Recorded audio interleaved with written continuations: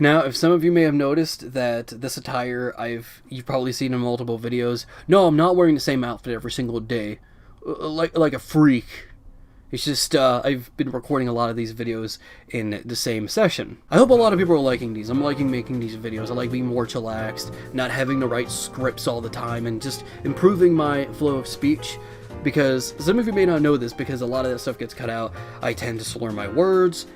I tend to have a lot of empty spaces, like what just happened there. Sometimes I go, or like a lot, which I don't mean to. I know that's annoying. And sometimes I just lose my train of thought and I just forget what I'm doing, because I'm actually stupid. But anyway, some of you already know I have trouble with mental health.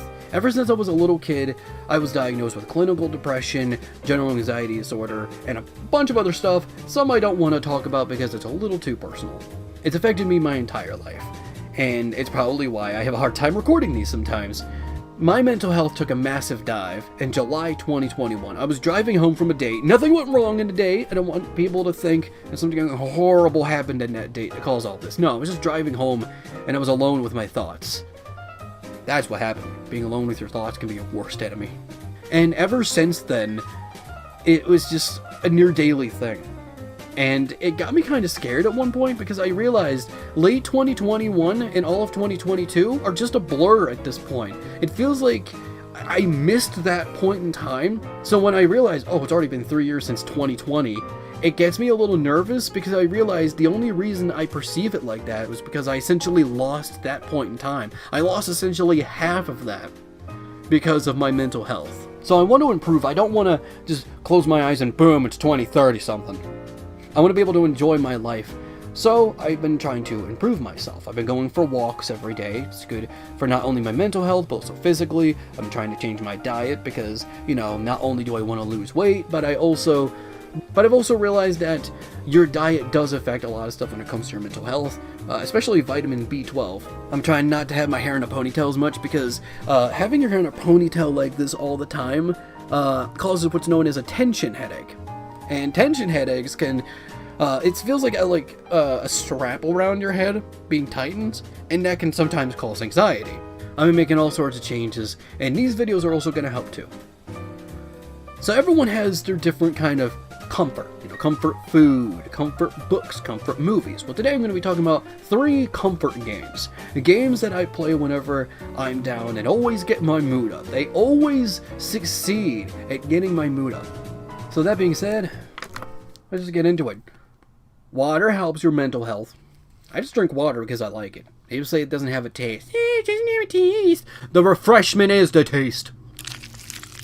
First is Beyond Good and Evil. Now this is a game I only played for the first time last year, but it's such a joy, honestly. So for those that don't know, you play as Jade. Essentially, she's orphaned and was originally taken care of by Pidge. But eventually she just gets involved in a resistance kind of situation. And you're supposed to explore different areas to essentially help the resistance, or also take pictures of the wildlife so that you can get more income.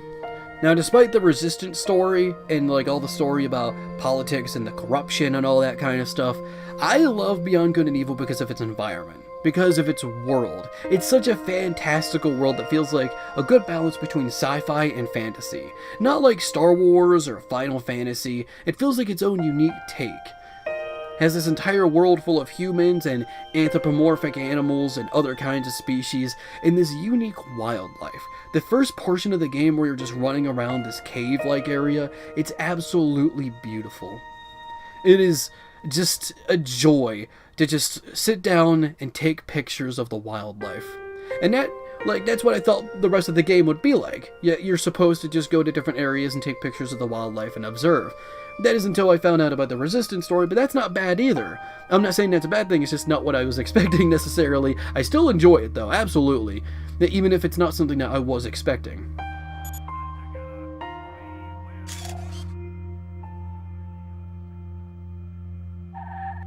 Superb specimen. I'll file it. But even when you get to the resistance story, even when you get to certain points where it's meant to be taken a little more seriously, it still gives off this vibe for this fantastical world. You're in a whole other world. This place feels incredible, even if it's going through a story of corruption right now. just going through the hub map, essentially just going from one place to the other, some of the beautiful environments, the wildlife, just sitting down and taking pictures. I'm someone who prefers action in games. Whenever, you know that, like, journalist site that was like, the first Last of Us was a little too gamey. I like it when games are gamey. I like hack and slashes, fighting games, platform fighters, platformers, 3D platformers, first-person shooters. I love the exhilaration they give. This is an exception, because even though there is action, I like the game more when you're just sitting down taking pictures of the wildlife and just taking that world in. I could gush about that world the entire time and all of the unique, fantastical creatures that you can find, but we'd be here all day. Now, this has already been recording for like, what, 7 minutes at this point. We need to move on to the next game. Ha ha ha! Not bad for a little girl and an old ham. We did it, Paige.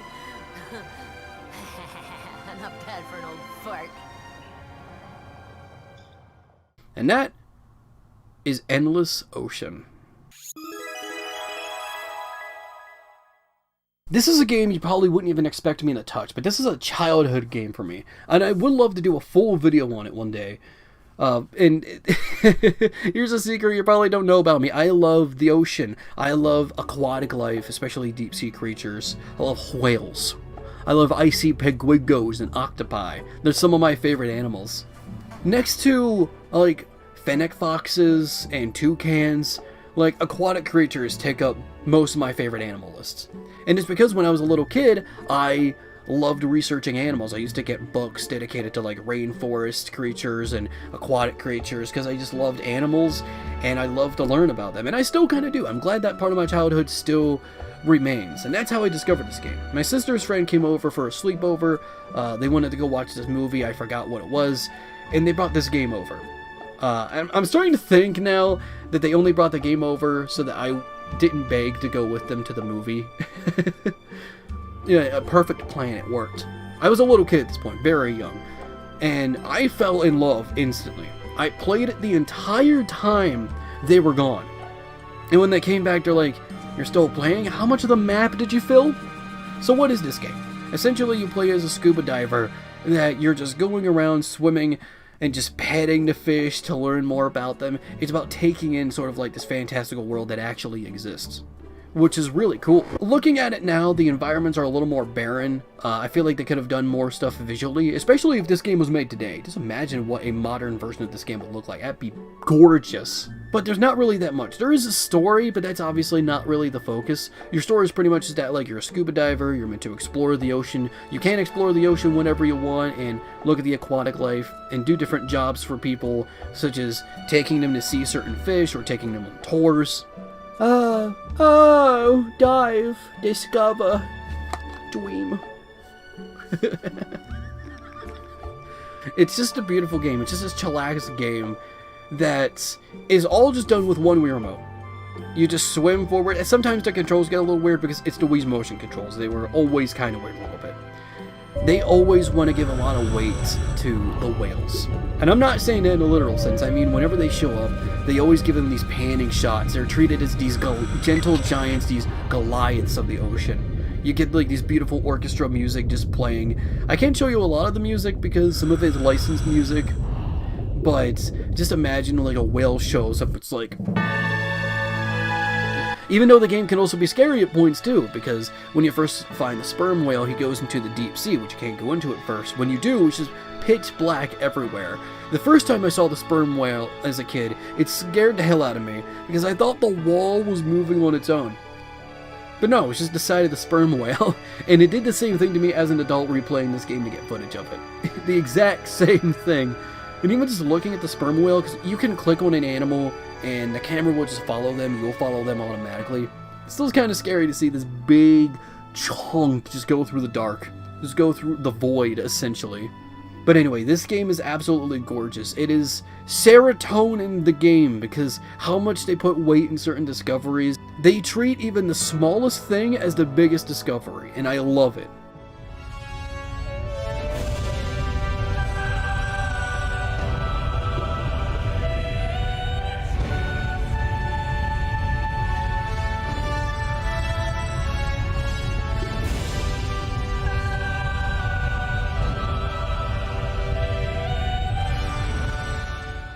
Now, game number 3. The final game on the list. Now, with Beyond Good and Evil and Endless Ocean, they were slower titles that you were supposed to take in, right?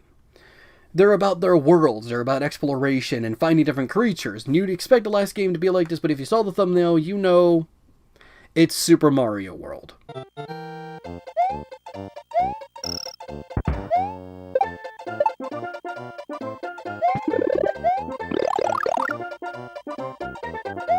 This game is completely opposite from those two because it's more fast-paced, it's a platformer, and how is this a game that helps my mental health? You're probably wondering that. Well, I discovered it was a good mental health game in, I think it was 2019? Oh yeah, it was absolutely 2019. When I was really stressed for some reason, I was really anxious, and I decided to pop this thing in and play it for a bit, and realized that, wow, no, all my worries just disappeared. This is a game that I know off the back of my hand. I know all of its secrets. I know how to get to every Switch Palace. I know how to get to the Star Road and Star World. I know how to beat the game in just an hour, right? And that's why it's one of my mental health games. It's one of my comfort games because I know it so much that it's just natural to play. It's just a pick up and play experience at this point. I know that, like, when you go ahead and start the game, you're on the world map, go to the level on the left, beat that one, go up to the Yellow Switch Palace, go back down, complete the first world regularly, go to the first world. You can use the cape to essentially go up to the first key. Even though it wants you to unlock the Green Switch Palace because it's a part you can run up on, you can use a cape to get up there just fine, essentially.